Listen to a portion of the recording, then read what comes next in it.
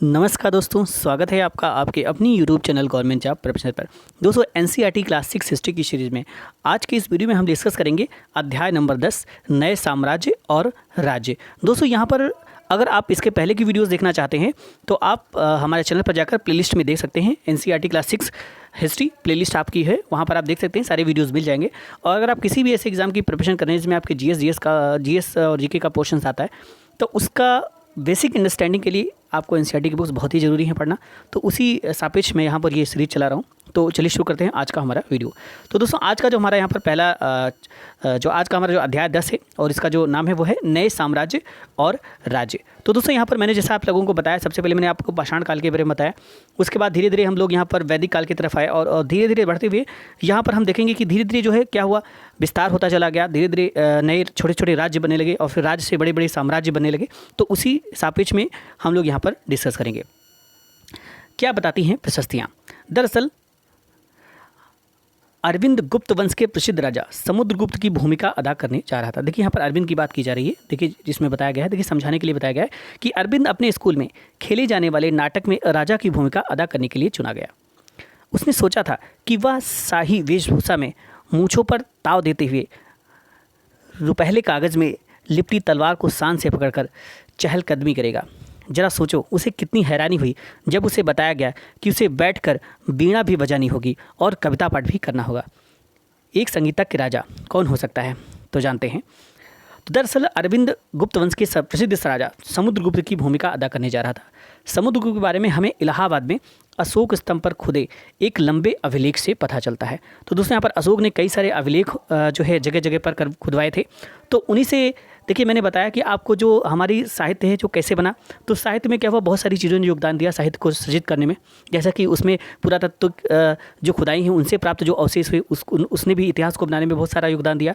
उसके बाद धीरे धीरे क्योंकि उस समय जो अगर बात करते हैं यहाँ पर प्राग ऐतिहासिक काल की, उसके बाद हम आदि ऐतिहासिक काल में आते हैं। तो प्राग ऐतिहासिक काल जो था उसमें क्या था, उसमें सिर्फ और सिर्फ हम पुरातत्व पर आधारित थे। जो पुरातत्व से जो हमें खोजें मिलती थी, जो पुरातत्व की खुदाई से जो अवशेष मिलते थे, उन्हीं के आधार पर हमने इतिहास को रचने की कोशिश की।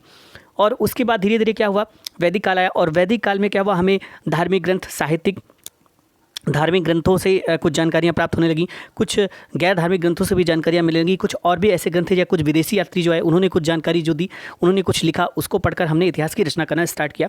ठीक है, तो उसी तरह से यहाँ पर जो सम्राट अशोक थे उनके जो शिलालेख, उन्होंने जगह जगह पर शिलालेख खुदवाए, उसमें अपने कार्यों के बारे में उन्होंने वर्णन किया, अपनी विजयों के बारे में बताया। तो उससे हमें इतिहास को लिखने में काफ़ी ज़्यादा आसानी हुई। तो वही यहाँ पर बताया जा रहा है कि उसी को हमने बोला यहाँ पर शिलालेख। ठीक है, तो वही चीज़ यहाँ पर बताई जा रही है कि समुद्रगुप्त के बारे में, कि समुद्रगुप्त के बारे में हमें इलाहाबाद में अशोक स्तंभ पर खुदे एक लंबे अभिलेख से पता चलता है। इसकी रचना समुद्रगुप्त के दरबार में कवि व मंत्री रहे हरिसेन द्वारा एक काव्य के रूप में की गई थी। यह एक विशेष किस्म का अभिलेख है जिसे प्रशस्ति कहते हैं। यह एक संस्कृत शब्द है जिसका अर्थ होता है प्रशंसा। ठीक है, तो यह कैसा था, जिसमें ऐसे अभिलेख होते थे जिसमें राजा की प्रशंसा की जाती थी, राजा के बारे में बहुत बढ़ा चढ़ाकर और प्रशंसित वर्ड यूज किए जाते थे। तो उस अभिलेख को हम बोला करते थे प्रशस्ति। ठीक है, यानी कि इसका अर्थ क्या होता है, प्रशंसा। ठीक है, तो प्रशस्तियाँ लिखने का जो प्रचलन पहले भी था, जैसे हमने अध्याय 9 में गौतमी पुत्र श्री सातकर्णी की प्रशस्ति के बारे में पढ़ा है, पर गुप्त काल में इनका महत्व और बढ़ गया। यानी कि गुप्त काल में ज़्यादा से ज़्यादा ऐसी चीज़ें होने लगी और ऐसा किया जाने लगा। तो समुद्रगुप्त की प्रशस्ति के बारे में चलिए देखते हैं। आओ देखें समुद्रगुप्त की प्रशस्ति हमें क्या बताती है। कवि ने इसमें राजा को एक योद्धा, युद्धों को जीतने वाले राजा, विद्वान तथा एक उत्कृष्ट कवि के रूप में भरपूर प्रशंसा की है। यहाँ तक कि उसे ईश्वर के बराबर बताया गया है। प्रशस्ति में लंबे लंबे वाक्य दिए गए हैं। यहाँ वैसे ही एक वाक्य का अंश दिया गया है, आप लोग देख सकेंगे। योद्धा समुद्रगुप्त के बारे में देखिए, प्रशस्ति में दिया गया वाक्य के बारे में बताया जा रहा है। जिनका शरीर युद्ध मैदान में कुठारों, कुल्हाड़ियों, तीरों, भालों, बर्छों, तलवारों, लोहे की गदाओं, नुकीले तीरों तथा अन्य सैकड़ों हथियारों से लगे घावों के दाग से भरे होने के कारण अत्यंत सुंदर दिखता है। तो देखिए, कितना बढ़ा चढ़ा और कितना प्रशंसित शब्द यहाँ पर चयन किए गए हैं। तो इस तरह से ये प्रशस्तियाँ हुआ करती थीं। राजा के बारे में बहुत ही बढ़ा चढ़ा और बहुत प्रशंसित शब्दों का चयन करते हुए ये प्रशस्तियाँ लिखी जाती थीं।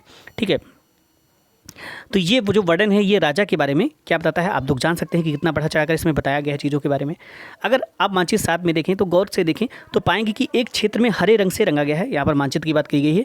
तुम्हें पूर्वी समुद्र तट के साथ साथ एक क्रम में लाल बिंदु दिखेंगे।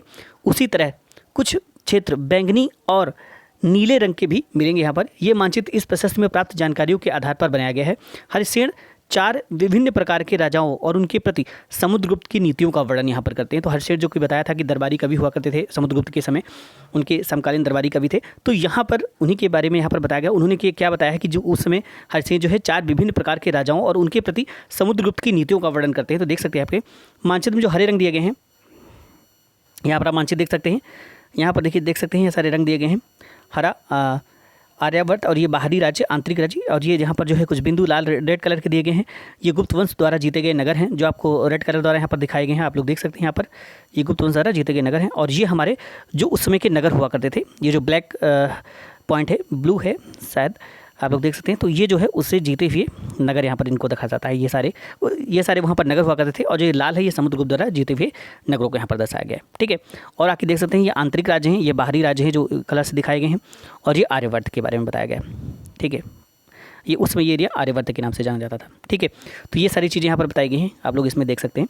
तो वही चीज़ मानचित्र में जो हरे रंग का क्षेत्र वो आर्यवर्त के उन 9 शासकों का है जिन्हें समुद्रगुप्त ने हरा कर उनके राज्यों को अपने साम्राज्य में मिला लिया था। तो ये आप देख सकते हैं मानचित्र नीचे दिया गया है। इसके बाद दक्षिणापथ के बाहर शासक आते हैं। इनमें से कुछ ही राजधानियों को दिखाने के लिए मानचित्र पर लाल बिंदु दिए गए हैं। इन सब ने हार जाने पर समुद्रगुप्त के सामने समर्पण किया था। समुद्रगुप्त ने उन्हें फिर से शासन करने की अनुमति दे दी थी। पड़ोसी देशों का आंतरिक घेरा बैंगनी रंग से रंगा गया है। इसमें असम, तटीय बंगाल, नेपाल और उत्तर पश्चिम के कई गढ़ या संघ आते हैं। ये समुद्रगुप्त के लिए उपहार लाते थे, उनकी आज्ञाओं का पालन करते थे और उनके दरबार में उपस्थित हुआ करते थे। यानी कह सकते हैं कि आप परोक्ष रूप से ये शासित हुआ करते थे समुद्रगुप्त के द्वारा। तो इस तरह से आप बता सकते हैं। बाह्य इलाके के शासन जिन्हें नीले रंग से रंगा गया है संभवतः कुषाण तथा शक वंश के थे। इनमें श्रीलंका के शासक भी थे। इन्होंने समुद्रगुप्त की अधीनता स्वीकार की और उनकी पुत्रियों का विवाह उससे किया। तो ये सब आप लोग यहाँ पर देख पाएंगे। आप लोग यहाँ पर ये मानचित्र में आपको दिखाया गया है। ये बाहरी राज्य थे और ये कुछ आंतरिक राज्य थे जो कि समुद्रगुप्त के अधीन हुआ करते थे। और यहाँ पर कुछ आर्यवर्त की बात की गई। तो ये आर्यवर्त में कई सारे राजाओं को उन्होंने समुद्रगुप्त ने हरा दिया था। और बाहरी राज्य यहाँ पर थे जो भी यहाँ पर उनकी प्रशंसा और उनकी अधीनता को स्वीकार की थी, समुद्रगुप्त की अधीनता को स्वीकार की थी। तो आप देख सकते हैं कितना लंबा चौड़ा क्षेत्र जो था जिसको समुद्रगुप्त ने विजिट किया था, आप लोग यहाँ पर देख सकते हैं।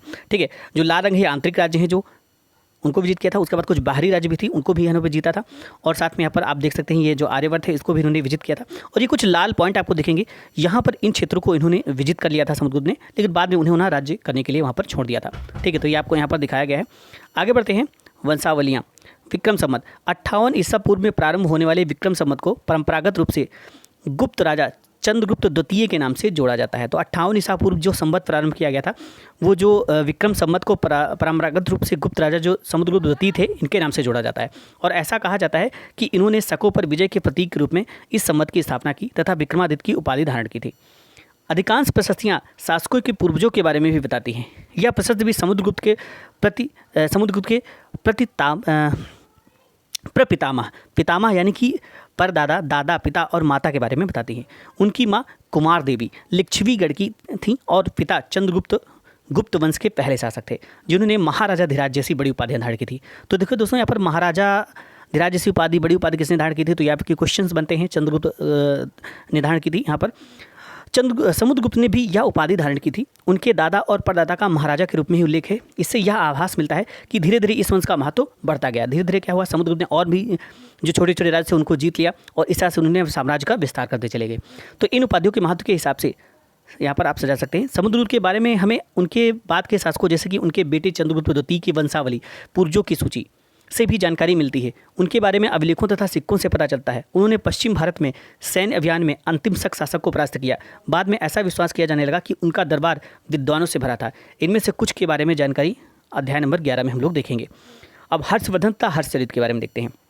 जिस तरह गुप्त वंश के शासकों के बारे में अभिलेखों तथा सिक्कों से पता चलता है, उसी तरह कुछ अन्य शासकों के बारे में उनकी जीवनी से पता चलता है। ऐसे ही एक राजा हर्षवर्धन थे जिन्होंने करीब 1400 साल पहले शासन किया।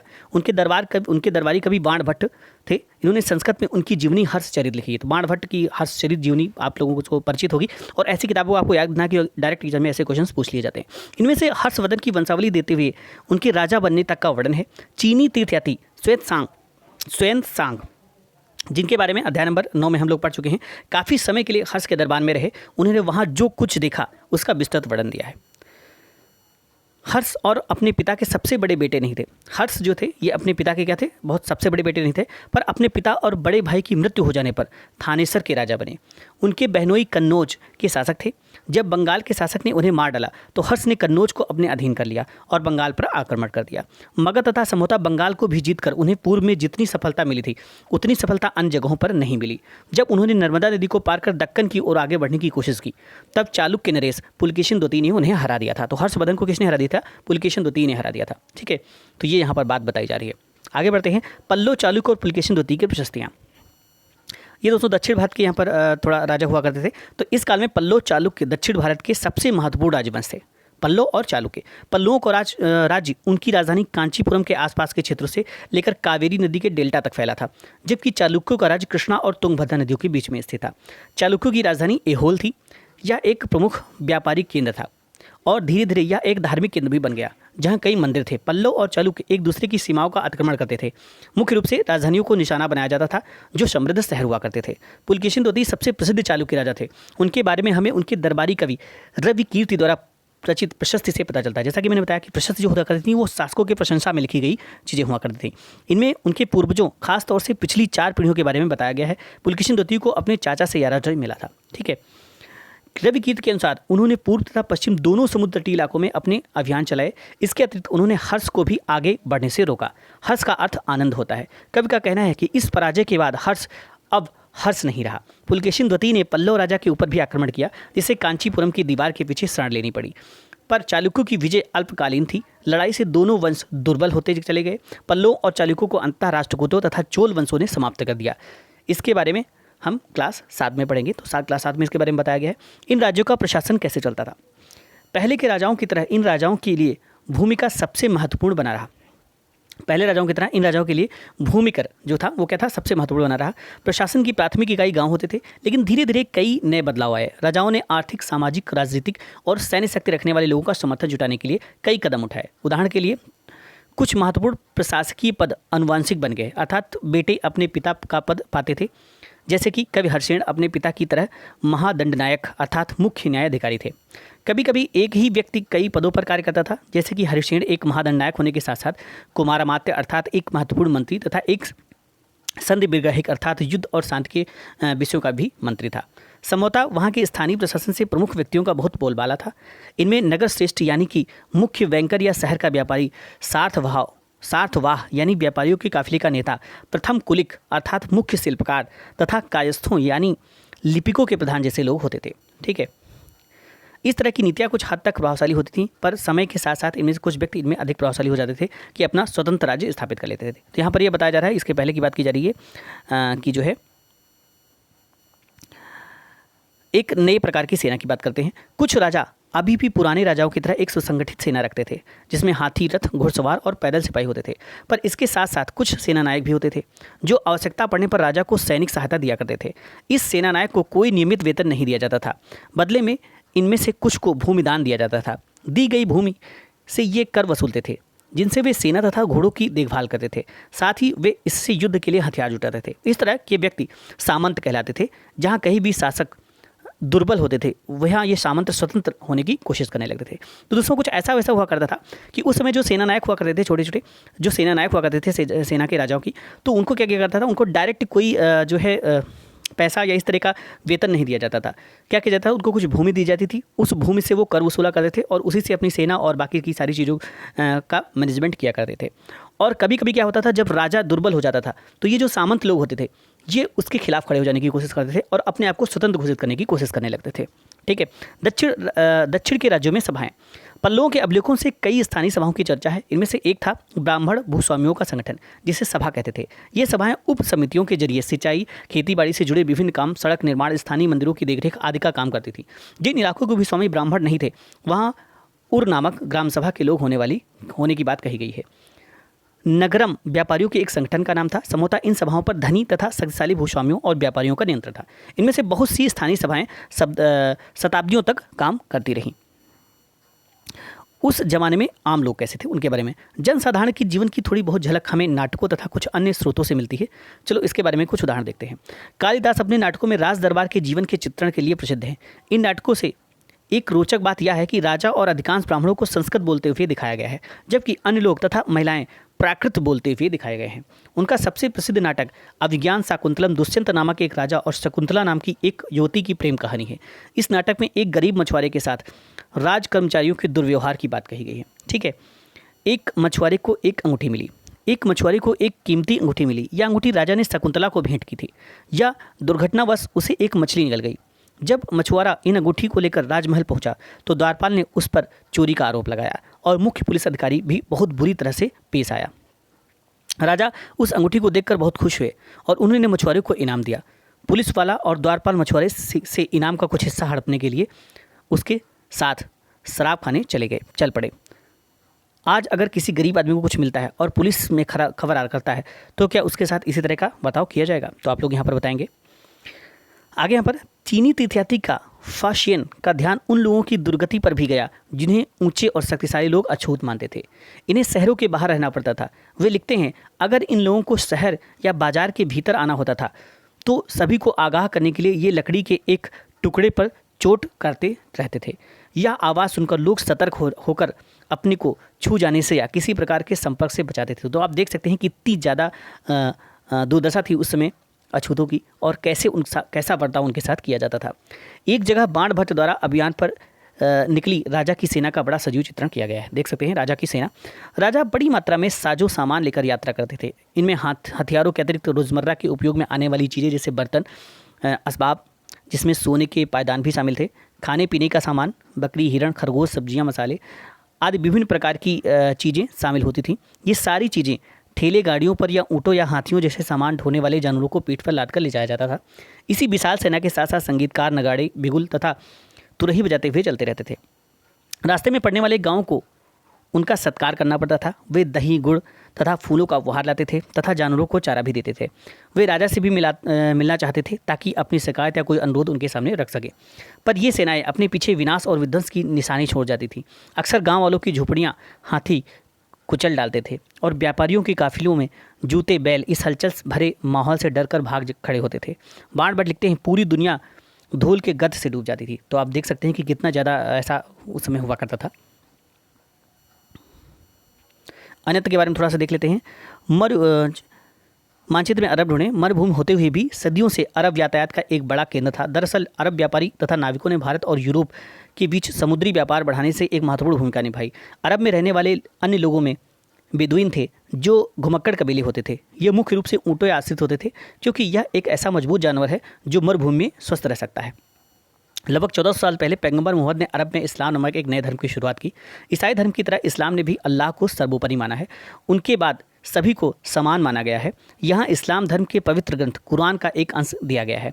मुसलमान स्त्रियों और पुरुषों के लिए, विश्वास रखने वाले स्त्रियों और पुरुषों के लिए, भक्त स्त्रियों और पुरुषों के लिए, सच्ची स्त्रियों और पुरुषों के लिए, धैर्यवान और स्थिर मन की स्त्रियों और पुरुषों के लिए, दान देने वाले स्त्रियों और पुरुषों के लिए, उपवास करने वाले स्त्रियों और पुरुषों के लिए, अपनी पवित्रता बनाए रखने वाले स्त्रियों और पुरुषों के लिए, अल्लाह को हमेशा याद करने वाले स्त्रियों और पुरुषों के लिए। अल्लाह ने इन सब के लिए ही क्षमा और पुरस्कार रखा है। अगले 100 सालों के दौरान इस्लाम उत्तरी अफ्रीका, स्पेन, ईरान और भारत में फैल गया। अरब नाविक जो इस उपमहाद्वीप की तटीय बस्तियों से पहले ही परिचित थे, अब अपने साथ इस धर्म को भी ले आए। अरब के सिपाहियों ने करीब 1300 साल पहले सिंध, आज के पाकिस्तान को जीत लिया था। तो ये दोस्तों आपका यहाँ पर इस तरह से अध्याय खत्म होता है। आगे के अध्याय में हम और भी कुछ चीज़ें देखेंगे और इस तरह से यहाँ पर एक अध्याय बचा हुआ क्लास 6 का, और उसके बाद हम क्लास 7 की एनसीईआरटी डिस्कस करना स्टार्ट करेंगे। तो अगर आपको वीडियो समझ में आ रहा है तो इसे जरूर लाइक करें। मिलते हैं इसी सीरीज़ के नए वीडियो के साथ। तब तक के लिए थैंक्स फॉर वॉचिंग।